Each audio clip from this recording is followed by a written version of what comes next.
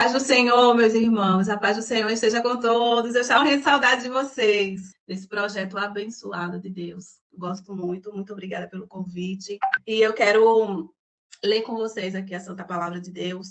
Deus me inspirou para falar com vocês sobre Romanos 12, 2. E não vos conformeis a este mundo, mas transformai-vos pela renovação da sua mente, para que experimenteis qual seja a boa, agradável, perfeita vontade de Deus. Aleluia! Glória a Deus! Vamos já começar com essa palavra maravilhosa que o apóstolo Paulo deixou para a gente. E vamos desenvolver um pouquinho desse versículo nos nossos dias atuais. Né? Muitas vezes, meus irmãos, nós temos a capacidade de sempre olhar e acusar as falhas alheias, mas só que não temos a capacidade, muitas vezes, de olhar os nossos erros, as nossas falhas. Se tem uma pessoa no mundo que precisa de transformação, primeiramente, gente, sou eu. É assim que vocês têm que falar. Sou eu. Se tem uma pessoa que precisa de libertação, sou eu, primeiramente, que tenho que ter libertação. Se tem uma pessoa que precisa da misericórdia, sou eu. Se tem uma pessoa que precisa de Deus aqui, essa pessoa sou eu. Vocês sabem por quê, gente? Porque aqui a Bíblia, a Santa Palavra de Deus, ela foi feita não para a gente estar enxergando e apontando os erros dos outros. A Bíblia, ela foi feita para consertar os meus erros. Aleluia. Então, uma grande parte do problema dessa nossa geração é que damos tantas e tantas desculpas, mas não confessamos os nossos próprios pecados. Só que Deus, ele quer ouvir as nossas sinceras desculpas. Deus quer que nós possamos confessar de todo o nosso coração, o nosso arrependimento. Meus irmãos, vocês já pararam para pensar na história, por exemplo, de Davi e Saul? Todo mundo aqui conhece Davi e Saul. Os erros de Davi, que são erros que parecem que estão mais em evidência, pois ele matou, ele adulterou. Mas diante desses erros, Davi foi um homem segundo o coração de Deus. Você nunca parou para analisar isso? Por que ele, então, era um homem segundo o coração de Deus? Se ele era tão falho, igual a mim, igual a você, qual é a diferença de Davi e de Saul? É bem simples, meus irmãos, a resposta. No final de tudo, Saul, ele morreu sem se arrepender dos seus pecados. Sem passar por um verdadeiro arrependimento. Ele morreu na prática. Ele morre nos exercícios dos seus erros. E Davi, Carla? Davi, se muitos aqui vão lembrar, quando ele foi confrontado pelo profeta Natan. Alguém lembra dessa história? Natan chega até a Davi e diz: Davi, esse homem é você. Davi foi confrontado com os erros dele. E nesse momento, Davi, ele se conscientiza dos seus pecados. Ele, então, rasga suas vestes. E, minha gente, ele escreveu nesse momento que, para mim, é um dos salmos mais lindos que temos na nossa santa palavra, a Bíblia, que é o Salmo 51. Então, Davi diz: Deus, tira de mim o palácio, tira de mim tudo, tira de mim a coroa, a riqueza, mas, Senhor, não me tira a tua presença. Não tira de mim, Pai, oh, aleluia, o teu espírito que se arrependeu de coração. Não tira de mim, Pai, o teu espírito. Então, Davi foi um homem segundo o coração de Deus, porque ele confessou seus erros. A partir do momento que ele foi confrontado. O problema dessa geração é uma geração que está vivendo na iniquidade, do pecado. Não tem mais temor a Deus. Não tem mais princípios. As pessoas estão sem temor dentro do próprio templo, da própria igreja. Muitos acima ali no altar, pregadores que pregam a palavra e vivendo na prática ainda da iniquidade. Não estou confrontando vocês, nos confrontamos agora com essa palavra. Vai à igreja, mas não passa pela transformação da mente e não se arrepende. cai e não levanta, peca e não se arrepende. E só porque, às vezes, tem uma agenda lotada, não sei o que você é, um chama para pregar a palavra, outra, ou por dinheiro, que a gente sabe que acontece muito isso, não tem coragem de chegar assim para o seu pastor da sua igreja e falar: pastor, eu caí. Pastor, eu pequei, eu quero mudar, eu quero consertar o meu altar. Aí só porque Deus não manifestou ainda, não puxou ainda a sua corda, e você está achando que está tudo certo, mas vai ter a sua consequência. E a consequência do pecado, meus irmãos, é a morte. Porque, na verdade, todo dia Deus está dando uma oportunidade nova a nós. Nesse exato momento aqui, Ele está falando com você, está te dando uma oportunidade nova. Para você se arrepender dos seus pecados, converter dos seus erros. Mas só porque muita gente acha que a gente hoje está vivendo no tempo da graça, a gente acha que não vai ter consequência. Esse é um dos maiores erros da nossa geração atual. Eu digo a vocês, meus irmãos, a graça ela é pior do que a lei. Porque eu vou explicar por quê. Antigamente, pela lei, você matava e naquele momento mesmo ali você morria. Pecou, morreu. E a graça, Carla? A graça não mata agora, a graça mata depois. Te dá uma sensação que está tudo certo. Mas depois da morte, você vai viver a consequência daquilo que você fez aqui na Terra. E eu tenho certeza, meus irmãos, que vocês concordam comigo que isso é bem pior. Né? Porque a gente está falando aqui da eternidade. Então, a pessoa está na igreja, mas está na prática do pecado, não tem temor, não tem princípios, não muda, não se transforma, não tem uma mentalidade nova. Não está tocando, está cantando na igreja, mas está em fornicação com os jovens da igreja. Essa é uma palavra pesada, mas nós devemos ouvi-la, meus irmãos, e também pregá-la. Está pregando no altar e sai do altar e vai para um motel, vai para um bar, toma uma cervejinha, não tem pecado nenhum. Está na igreja cantando e está no adultério, está em cima de um ministério, mas fica dentro da prática do pecado, da masturbação no oculto. Não se converte, não se transforma, não muda a vida e acha que Deus vai permitir que tudo continue assim como está. A pessoa está enganada, porque ele está se tornando simplesmente, essa pessoa, uma pessoa insensível ao ouvir do Espírito Santo. Ele está perdendo o temor a Deus. Ele não sente mais a presença do Senhor. E o salário do pecado é a morte. A primeira morte que gera para quem vive na prática do pecado, primeiramente, a primeira coisa que acontece é a morte espiritual. Você vai perdendo essa intimidade de ouvir, ó, o certo e o errado. O discernimento é um dos dons que Paulo mais dizia, que a gente tem que pedir o dom do discernimento. Então, ele canta, ele prega, ele roda, profetiza na técnica, mas não na unção. Não com a presença de Deus. Na verdade, Deus não está usando essa pessoa porque ele merece. Deus está usando por causa da graça. Eu não mereço, mas Deus decide me usar para transformar também outras pessoas. Aleluia.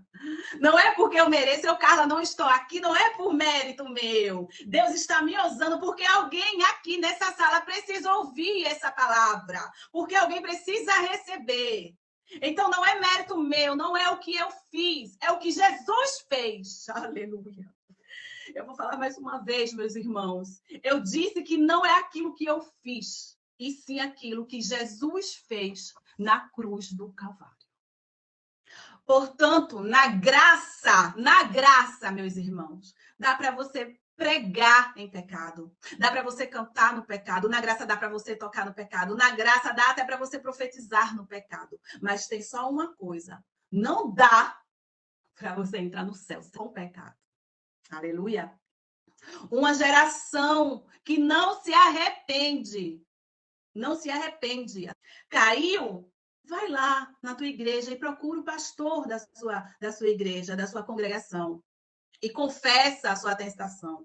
Pastor, me ajuda. Pastor, eu estou fraca. Ele está ali para isso. Eu estou desanimada, pastor. Aí, quando você decide finalmente ir para o pastor, buf, a bomba explode. Não tem praticamente mais solução. É só viver a consequência daquilo que você plantou. Que aqui tudo que a gente faz, a gente colhe. O problema dessa geração é que não confessa o seu pecado aqui na terra. Finge que ninguém está vendo. Finge. Mas, tem um Deus todo-poderoso que ele está vendo nós agora, nesse momento aqui, eu falando com vocês. Aí eu pergunto para vocês. Se uma pessoa não tem coragem de chegar para o seu pastor e confessar o seu pecado, então, por que continua pecando na frente de Deus? Se não tem coragem de pecar na frente do seu pastor, falar o seu pecado, pedir o arrependimento, então por que peca na presença de Deus? O seu pastor é mais importante que Deus. Porque Deus está vendo tudo. O que você pensa, o que você fala, nada é escondido. Confesse os seus pecados e mude a sua mente para ter o arrependimento, a transformação. Você quer subir, quer a glória, quer ser arrebatado? Tenha uma vida em santidade com Deus. Tenha uma vida com compromisso, com aliança com Deus. Aí Paulo, o apóstolo Paulo diz: não vi conformeis com esse mundo. Não vi conformeis com esse mundo. A palavra conformar no latim, ela significa não tome a forma do mundo. Não seja moldado pelo mundo. Não viva na prática do mundo. Não seja influenciado pelo mundo. Esse é um dos problemas da nossa geração, principalmente nos nossos jovens. Por isso, nós temos, se vocês têm jovem em casa, abrir os olhos para essa palavra.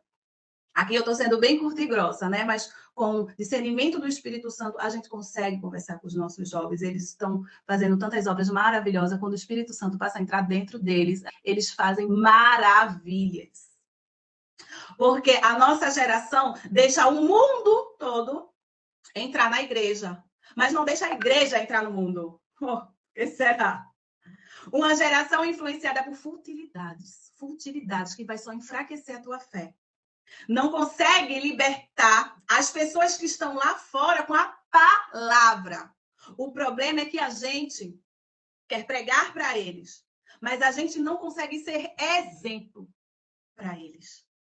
A gente quer trazer eles para dentro da igreja, mas a gente não tem um testemunho. Cadê o seu testemunho para contar? Gente, preste bem atenção. O mundo não vale aquilo que você está falando, não vale aquilo que Carla Mota está falando, não. Só vale aquilo que a gente vive. Para o mundo não vale aquilo que você fala, vale aquilo que você vive. No mundo não vale aquilo que você prega, mas aquilo que você está vivendo, o seu testemunho. Nós somos cristãos, nós somos chamados filhos de Deus, todos nós temos que ter testemunho para contar. Muita gente aqui não me conhece, eu moro na Itália há 10 anos, aqui é um país muito idólatra, idolatria que é enorme. A minha família, a família do meu marido, graças a Deus, está sendo evangelizado a mim e declarou já com a boca deles, mas eu tenho fé que ele será salvo. Mas só que toda a minha família é católica. Essa semana passada teve uma festa aqui na Itália de um São Rocco. Primeiro que eles não sabem nem quem é São Rocco, São Apóstolo Paulo, eles não sabem perguntar a história, não sabem.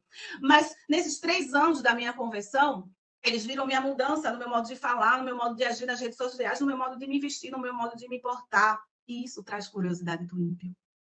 Minha gente, são com as atitudes de vocês que vocês vão ganhar muitas vidas. Eu disse, eu vou. Fizeram nessa festa na casa da minha cunhada, porque tinha uma queima de fogos, uma festa, uma bebedeira. Eu disse, eu vou. Fui linda, orei e fui chegando lá. Antes de sair de casa, eu disse, pai, que alguém tem alguma curiosidade? Qualquer curiosidade, qualquer dúvida a respeito da Bíblia, de Deus, de Jesus, qualquer coisa, pai. Foi eu pisando meu pé na festa e a minha cunhada, a Carlinha, mas você é cristã igual a mim, que sou católica, né? Eu disse, sou cristã, cremos em Cristo. Ah, mas você não acredita no santo. Eu disse, tá errado. Aí eu já fui dando glória a Deus, né? Eu disse, acredito no santo e como? Um dos que eu sigo, que eu mais gosto de ler essa história é do apóstolo Paulo. E aí eu comecei, né? E aí eu já comecei. Então, minha gente, a gente tem que ter testemunho. Testemunho vivo com a nossa vivência, com a nossa experiência, com a nossa mudança, a nossa transformação. Primeiro muda a mente e depois muda o resto. Não tenha medo. Não tenha medo, dê o primeiro passo no caminho inverso a Jesus. Eu, quando me converti, eu disse, eu deixo tudo, mas eu não paro de beber minha cerveja. Foi a primeira coisa que o Espírito Santo tirou de mim. Eu só de sentir o cheiro, eu vomito. Eu vomito. O problema é que muita gente quer influenciar o mundo, mas está deixando o mundo influenciar a nós, a nossa igreja. Jovens que vivem a mesma prática do mundo. Se lá no mundo, por exemplo, os adolescentes, os jovens têm uma vida sexual ativa, muitas pessoas dentro da igreja estão vivendo o mesmo comportamento. Não leva o princípio da palavra para a sua vida. As pessoas estão se tornando íntimas, veja só como funciona hoje em dia. Se tornam íntimas no namoro, depois se conhecem no casamento, que na verdade deveria ser o contrário, minha gente. Namoro é uma fase do conhecimento, casamento é a fase da intimidade. Mas pela influência do mundo, eles vivem o que está lá fora. Não seguem os princípios de Deus e está tudo bem. Né? Só que não está tudo bem. Se o nosso modelo for Cristo, a gente não precisa mais olhar para lá fora. Andar com pessoas que são o modelo de Cristo, andar com pessoas que têm uma visão de quem é Jesus, andar com pessoas com valores, com verdade. Aí você pega e fala assim para mim, Carla, mas espera aí, Carla, calma. Então você está me dizendo, minha filha, que eu não vou viver mais em sociedade? Vou viver numa cúpula assim e não vou olhar mais ninguém, vou falar só com os meus irmãos? Não. É óbvio que eu não ia falar tamanha coisa absurda dessa. É óbvio que você vai trabalhar com pessoas que não são cristãos, você vai estar em ambiente como eu fui. Lembra que eu contei agora minha história para vocês? Vocês vão estar em ambiente de pessoas que não são cristãos. Então, santidade não é você se isolar do mundo. Santidade é estar no mundo e não se contaminar. Então, não é o ambiente que tem que contaminar você. É vocês que tem que contaminar o ambiente. Uma vez, meus irmãos, eu estava ouvindo uma pregação do pastor Marcos, o Feliciano. E ele falava assim, no pedaço da pregação dele. Não é o Egito que dominou José, foi José que dominou o Egito. Não é a Babilônia que dominou Daniel, mas Daniel que dominou a Babilônia. Não é o mundo que tem que dominar você, é você que tem que transformar o mundo. Aleluia, glória a Deus. Você não tem que ser influenciado pelo ambiente que você está. Não, para. Mas o ambiente que você está, prestem atenção, deve mudar. A terra deve tremer a partir do momento que você chegar no lugar. A luz de Deus tem que chegar também. A luz de Deus que acompanha você. Isso sim. Se isso não está acontecendo, você tem que buscar mais a Deus, confessar e se arrepender dos seus pecados. O problema é que estamos sendo influenciados pelo mundo, mas não temos a capacidade de influenciar de acordo com a palavra de Deus. O apóstolo Paulo diz, não se conformeis com esse mundo, mas transforme ele com o seu entendimento. Você só pode, primeiramente, transformar o mundo se você transformar a sua mente. Se não for assim, não tem como você tocar pessoas, evangelizar pessoas. Não tem como deixar as pessoas curiosas, como a minha cunhada ficou, aleluia. Não tem como as pessoas te olharem e dizer, Carla, como foi diferente, como você mudou. Não tem. É uma transformação que começa na sua mente. E depois ela toma conta do seu corpo, do seu ser, da sua alma. E também das pessoas que estão em sua volta. Assim como eu estou fazendo com o meu marido, aleluia. Porque ele é de Jesus e é o pastor dessa casa, aleluia. Então, para que você transforme o mundo, você tem que transformar o mundo com a força, o poder da palavra. Em um certo momento, Jesus, ele foi tentado pelo diabo. Mateus 4. Jesus estava no deserto, o diabo chegou e falou, pega essas pedras e transforma em pães. O que foi que Jesus falou, meus irmãos? Nem só de pão viverá o homem, mas de toda a palavra que vem da boca de Deus. Aleluia. Então, para eu vencer o pecado, eu tenho que ter a palavra. Falem aí da casa de vocês. Para eu vencer a minha carne, eu preciso ter o quê? A palavra. Para eu vencer o demônio, eu tenho que ter a palavra. Para eu vencer o deserto, os